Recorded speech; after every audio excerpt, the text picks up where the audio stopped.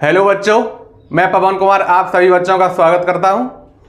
हम लोग बेटा 10th क्लास का मैथ पढ़ रहे थे जिसमें हमारी एक्सरसाइज 3.1 चल रही है। आज उसका हम तीसरा सवाल हम लोग करने वाले हैं। तीसरा सवाल बेटा हमारा है 2 किलोग्राम सेब और 1 किलोग्राम अंगूर का मूल्य किसी दिन 160 रुपये था। किसी दिन 160 रुपये था।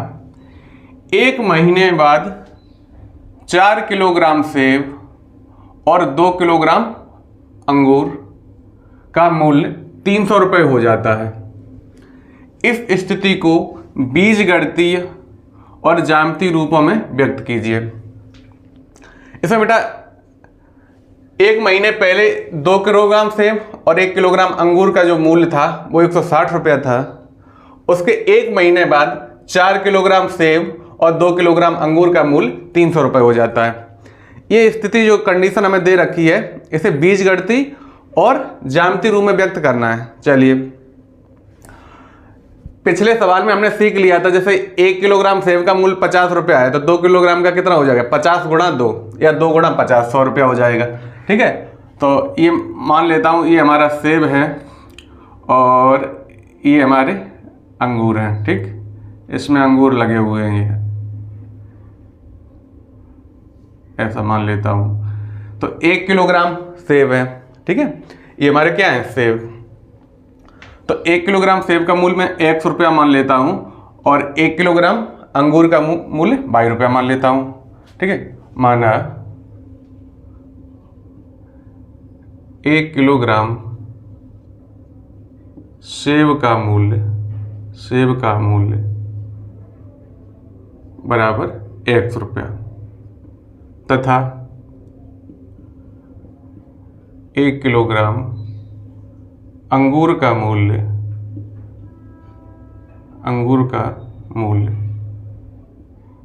बराबर 22 रुपया। ठीक, ऐसा मान लिया कि 1 किलोग्राम सेब का मूल्य कितना है 100 रुपया है और 1 किलोग्राम अंगूर का मूल्य 22 रुपया है। ठीक, अच्छा, अगर 2 किलो लेंगे तो ये 2 गुना हो जाएगा, 3 किलो लेंगे तो 3 गुना हो जाएगा। भाई जितने किलो लेंगे उतने गुने पैसे लगेंगे हमसे। तो पहले महीने में हम कितने किलोग्राम सेब ले रहे हैं 2 किलोग्राम सेब ले रहे हैं तो 1 किलोग्राम का 100 रुपया है और 2 किलोग्राम का इसका दूना हो जाएगा। तो प्रथम शर्त से बेटा हम इसे देखेंगे। पहली शर्त से प्रथम शर्त से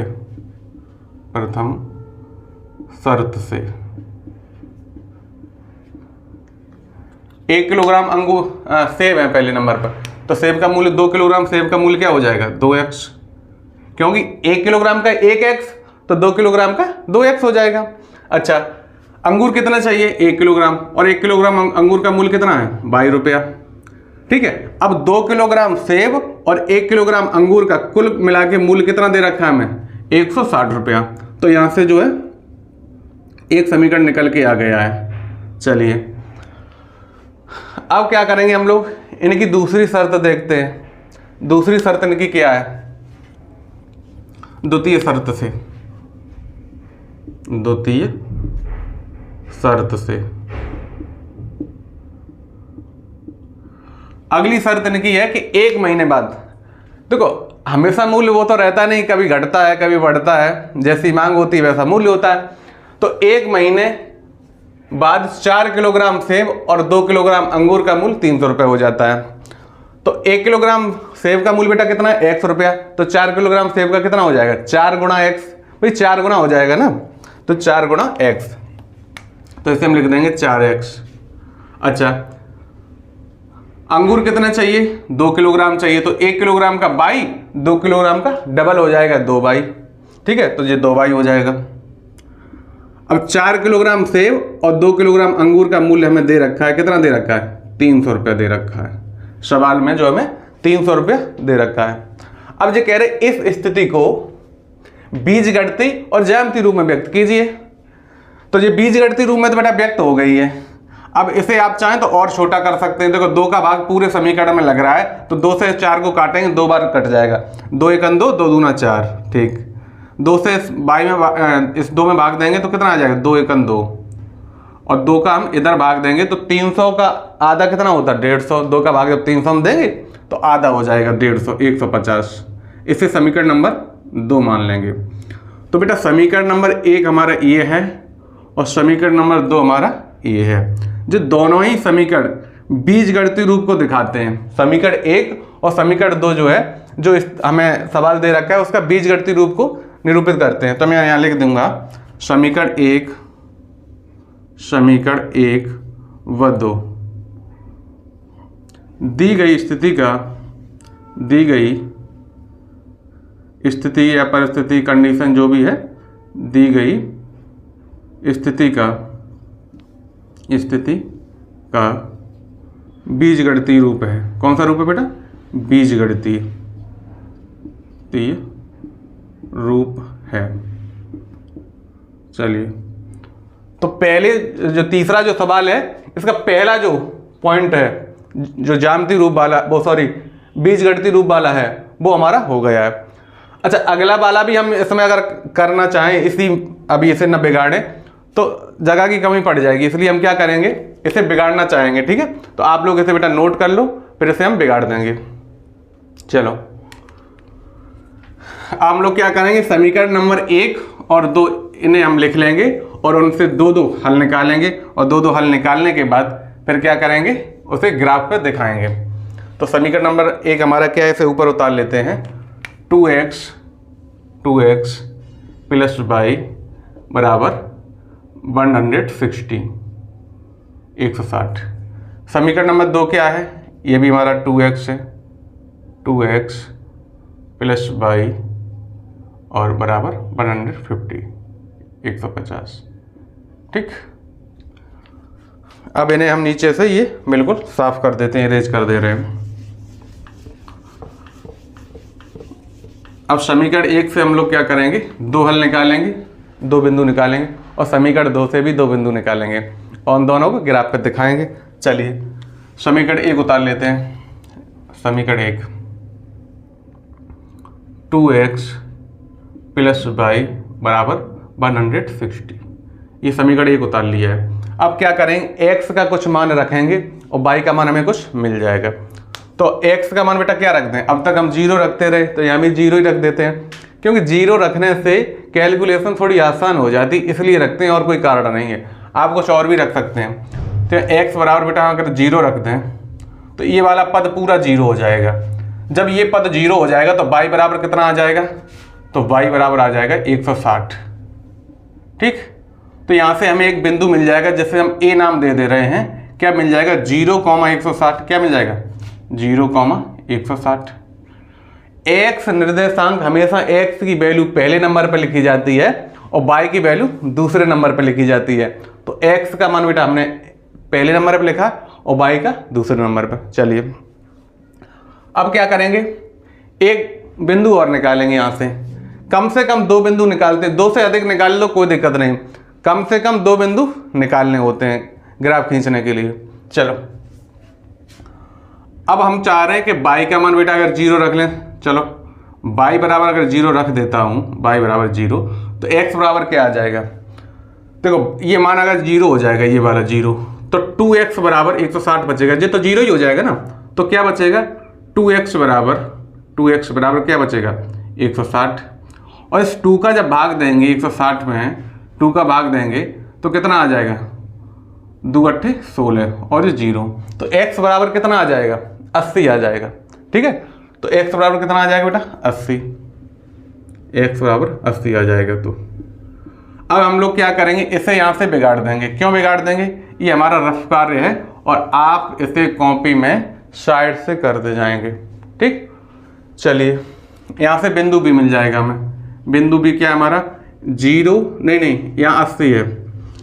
जब हमने y की वैल्यू निकाली थी, x की वैल्यू यहाँ से 0 रखे तो 2x बराबर 160 आ गया था, 2 का भाग दिया था तो कितना आ गया था, 80। तो यहाँ 8 बना देता हूँ। ठीक, और ये 0। ठीक, तो x की वैल्यू 80 आ जाएगी। यहाँ से बिंदु हमें क्या मिल जाएगा, 80, 0। ठीक है, तो आप लोग क्या करेंगे, साथ के साथ स्वयं भी कैलकुलेशन करते चलेंगे।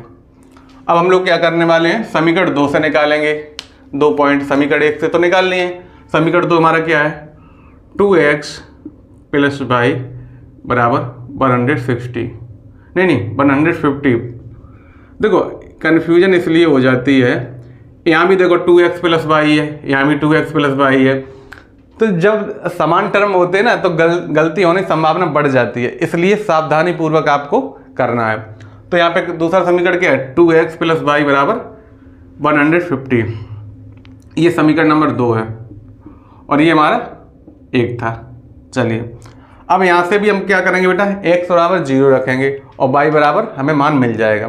तो x बराबर 0 रखते हैं, x बराबर जब 0 रख देंगे यहाँ पर तो ये पूरा पद 0 हो जाएगा, और जब पूरा पद ये 0 हो जाएगा तो y बराबर कितना आ जाएगा, 150 आ जाएगा। तो y बराबर कितना आ जाएगा, 150। यहाँ से हमें एक बिंदु और मिल जाएगा, a बिंदु और b बिंदु हमें पता चल चुके हैं। अब इससे आगे क्या आता है, c बिंदु आता है, तो यहाँ से c लिख देंगे। c बराबर क्या आ जाएगा, 0,150, 0,150। चलो अब एक बिंदु और चाहिए हमें समीकरण 2 से, तो हम क्या करने वाले हैं, y बराबर फिर 0 रख देंगे। यहाँ पे क्या रखेंगे, y बराबर 0। तो y बराबर जब 0 इस समीकरण में रख देंगे बेटा, तो 2x बराबर हमारा क्या आ जाएगा, 2x बराबर आ जाएगा 150, 150। 2 का जब डिवाइड करेंगे 150 में तो कितना आ जाएगा, 75 बार कट जाएगा। कितनी बार कट जाएगा, 75 बार, क्योंकि 150 का आधा क्या होता है, 75 होता है ना, तो ये 75 बार कट गया। तो x की वैल्यू कितनी आ गई बेटा, 75, ठीक 75। अब हमें बिंदु D मिल जाएगा, यहाँ से A B C तो मिल चुके हैं। अब अगला जो है D बिंदु होगा। D बिंदु क्या होगा, D बिंदु हमारा होगा 75,0। x निर्देशांक x की जो वैल्यू है पहले नंबर पर रखते हैं और y की वैल्यू दूसरे नंबर पर रखते हैं, ठीक है।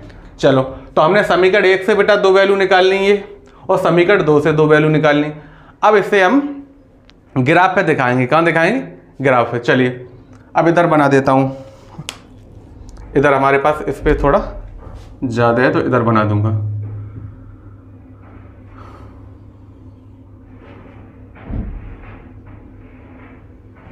ये हमारे अक्ष होते हैं बेटा, क्या होते हैं, अक्ष।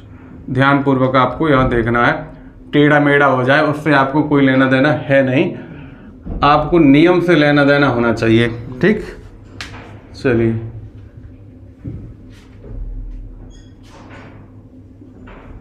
ये थोड़ा मुझे लगता है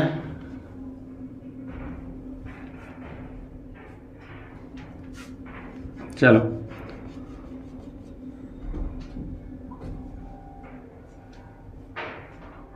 आ गया, चलो अब तो ठीक होना चाहिए। चलो तो इसे इधर बढ़ा दो, चलो कोई बात नहीं। अब इधर देखो बेटा, ये हमारा बाई अक्ष है, तो ऐसे बाई और वाई डैश से दिखाते हैं। ये हमारा एक्स अक्ष है, इसे एक्स और एक डैश से दिखाते हैं, ठीक। चलिए ये हमारा मूल बिंदु होता है, तो हम जो भी दूरी चलना प्रारंभ करते हैं मूल बिंदु से करते हैं। मूल बिंदु जैसे हमारा घर है, हम कहीं जाते हैं, स्कूल जाएं, बाजार जाएं या कहीं रिश्तेदारी में जाते हैं, तो अपने घर से दूरी काउंट करते हैं कि हम अपने घर से कितनी दूर चले गए, 2, 10, 20, 50 कितने किलोमीटर चले गए। इसे यहाँ मूल बिंदु होता है, इसे 0,0 इसके निर्देशांक होते हैं। जो भी दूरी हम चलते हैं वो मूल बिंदु से चलते हैं, ठीक है। अच्छा अधिकतम बेटा हमें दूरी कितनी चलनी है, 160, और अगर एक एक की लेंगे तो 160 चलेंगे तो इस रेखा पे हम चल नहीं पाएंगे, छोटी पड़ जाएगी। तो हम क्या करेंगे, एक बिंदु के बीच की दूरी हम 10 लेना चाहेंगे, चाहो तो 20 ले लो, ठीक है। चलो 10 से देखते हैं कि आता है 160 तक के नहीं आ पाता है, थोड़ा छोटा छोटा ले लेंगे ना। तो ये 10 का हो गया, फिर ये 20 का ले लिया मैंने, 30, 40, 50, 60, 70, 80, 90, 100, ठीक है, 110, 120, 130, 140, ठीक है, 150, 160, ठीक। 10, 20, 30, 40, 50, 60, 70, 80, 90, 100, 110, 120, 130, 140, 150 और 160। आगे ज़रूरत पड़ेगी बेटा तो आगे और भी हम बढ़ा लेंगे, ठीक है, जितनी भी ज़रूरत पड़ेगी। चलिए अब इधर देखो, बाई अक्ष पे भी रखेंगे। ये सारी दूरी बेटा हमारी धनात्मक होंगी, ठीक है। राइट साइड एक्स अक्ष पे जो है सीधे हाथ की तरफ जितनी भी दूरी हम चलते हैं धनात्मक चलते हैं, और टेढ़े हाथ की तरफ जितनी भी चलते हैं वो ऋणात्मक चलते हैं। तो ऋणात्मक वैल्यू बेटा हमारी कोई है ही नहीं, तो इसलिए इधर हम चले नहीं, ठीक है। जरूरत पड़ती तो चल लेते हैं। अच्छा, ऊपर की साइड जो बाई अक्ष पे हम चलते हैं, ऊपर की साइड वो धनात्मक वैल्यू होती है और नीचे की साइड ऋणात्मक होती है। चलिए, तो 10, 20, 30, 40, 50, 60, 70, 80, 90, 100, ठीक है। 100 के बाद 110, 120, 130 और 140, 150 और 160। ये थोड़ा छोटा पड़ रहा है तो यहाँ पे इसे बढ़ा के 160 यहाँ कर दी बेटा, ठीक है। चलिए, वैल्यू रख देता हूँ 10, 20, 30, 40, 50, 60, 70, 80, 90, 100, 110, 120, 130, 140, ठीक है। 140 के बाद 150 और 160, ये हमारा बाई और बाई डैश हो जाएगा। चलिए, तो अच्छे तो अपने बन गए हैं। अगर नीचे चलनी होती तो ऋणात्मक चलते, लेकिन इधर देखो कोई भी वैल्यू ऋणात्मक थी नहीं ना, तो इसलिए नीचे चले नहीं। अगर चलनी होती तो बेटा नेगेटिव चलते, जैसे इधर नीचे जितनी भी चलनी होती तो ये -10 हो जाता, -20 हो जाता, -30 हो जाता, -40, जितनी चलेंगे माइनस में चलेंगे। इधर भी माइनस में होगी, ठीक है। ये -10 हो जाएगा, इधर चलेंगे ना तो -10 और ये -20, ठीक है। चाहे ऊपर लिख दो या नीचे लिख दो, उससे कोई लेना देना है नहीं। अच्छा, अब क्या करेंगे, जो बिंदु हमें मिल चुके हैं ए और बी और सी और टी, इन्हें इस अक्ष पर दिखाएंगे, ठीक है, इस ग्राफ पेपर पर दिखाएंगे। तो पहला जो बिंदु हमारा ए है वो क्या है, 0,160। तो एक्स अक्ष पे 0 चले और वाई अक्ष पे 160 चले। एक्स अक्ष पे 0 चले हैं का मतलब ये एक्स अक्ष है, चले ही नहीं है, 0 का मतलब चले ही नहीं। फिर किस अक्ष पे चले, वाई अक्ष पे चले। कहाँ तक चले, 160 तक। तो ये वाला जो बिंदु है बेटा, ये वाला, ये बिंदु ए हो जाएगा हमारा। क्या हो जाएगा, बिंदु ए क्या हो जाएगा, ये 0,160, 0,160। बिंदु बी देखो 80,0। 80 कहाँ है बेटा, एक्स अक्ष पे कितना चले 80, वाई अक्ष पे कितना चले 0। वाई अक्ष पे अब की बार नहीं चले, अब की बार कहाँ चले, एक्स अक्ष पे चले, ठीक है। तो यहाँ देखो एक्स अक्ष हमारी ये है, कितना चले 80, ये 80 है, ठीक है। बिंदु बी हमारा हो गया है 80,0। अब हम क्या करेंगे, बिंदु ए और बिंदु बी को मिलाते हुए एक रेखा खींचेंगे, वही हमारा पहले समीकरण का ग्राफ होगा। तो खींच देते हैं।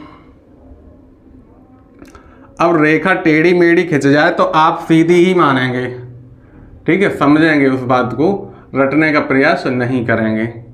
चलिए, तो ये वाला जो हमारा ग्राफ है, ये कौन से समीकरण का है, 2x + y = 116, ठीक है। 2x + y = 116, ये ग्राफ है हमारा। अब हम लोग क्या करेंगे, दूसरा जो समीकरण है उसका ग्राफ खींचेंगे। तो दूसरे समीकरण का बिंदु सी जो है वो 0,150, 150 है। एक्स अक्ष पे कितना चले 0 और वाई अक्ष पे कितना चले 150, मतलब वाई अक्ष पे ही चले, एक्स अक्ष पे तो चले ही नहीं। 0 का मतलब चले ही नहीं। तो वाई अक्ष पे 150 चले, 150 कहाँ है, 150 बेटा हमारा है। अब देखो ये थोड़ा ऊपर होना चाहिए था, जो हमारी ये 160 वाली है वो यहाँ से जानी चाहिए थी, ऐसे ऐसे जाती, ऐसे, ठीक। और ये 150 से नीचे वाला है, 150 ये है, ये, ठीक है। तो आप लोगों को समझने से मतलब होना चाहिए बेटा, किससे मतलब होना चाहिए, समझने से, कि कॉन्सेप्ट समझ में आ जाए। अच्छा, यहाँ पर जो है जो बंदर और बंदरों की आवाज़ आ रही होगी और बराबर मकान पे एक पे काम चल रहा है, ठीक है। तो आपको उधर ध्यान नहीं देना है, आपको पढ़ाई पे ज़्यादा ध्यान देना है, ठीक है। चलिए, तो ये हमारा पहला बिंदु क्या है दूसरे समीकरण का, 0,150। एक्स अक्ष पे कितना चले 0 और वाई अक्ष पे कितना चले 150। तो ये देखो ये जो बिंदु हमारा है ये सी बिंदु है, ये सी बिंदु है। जगह कम होने के कारण इधर लिख देता हूँ सी बिंदु। कितना है बेटा 0,150, ठीक। अच्छा, अगला बिंदु डी हमारा कहाँ है 75,0। तो एक्स अक्ष पे कितना चले 75, वाई अक्ष पे 0। तो देखो ये तो बेटा 70 हो गया, ये 80 हो गया, तो इनके बीच में ये जो होगा बीच में ये 75 होगा। ये देखो मैं यहाँ लिख देता हूँ, बिंदु डी क्या हो जाएगा, बिंदु डी हो जाएगा 75,0। ठीक, अब क्या करेंगे, बिंदु सी और बिंदु डी को आपस में मिला देंगे। चलो मिला देते हैं, ये इस तरह से चला गया है। ठीक, ये हमारा क्या है, बिंदु डी है, ये ऊपर बिंदु सी है।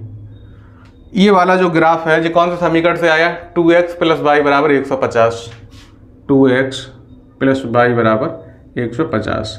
तो जो बेटा हमें स्थिति दी गई थी, उस स्थिति का ये कौन सा रूप है, ज्यामितीय रूप है। ज्यामितीय रूप बोले या ग्राफी रूप बोले एक ही बात होती है, ज्यामितीय रूप। और पहले जो हमने निकाले थे, जो ये समीकरण निकाले थे दोनों, ये कौन से थे, ये बीजगणितीय रूप थे। ठीक है, तो इसे देखो आप एक बार फिर ध्यान से समझ लो। जो हमें ज्यामितीय रूप दिया है, उस ज्यामितीय रूप से क्या करेंगे, समीकरण 1 से 2 वैल्यू निकालेंगे, तो हमने ये 2 वैल्यू निकालनी। समीकरण 2 से भी 2 वैल्यू निकालेंगे, वो भी ये निकालनी। उसके बाद हम क्या करने वाले हैं, इस तरह से अक्ष बनाएंगे, ये एक्स अक्ष है, ये वाई अक्ष है।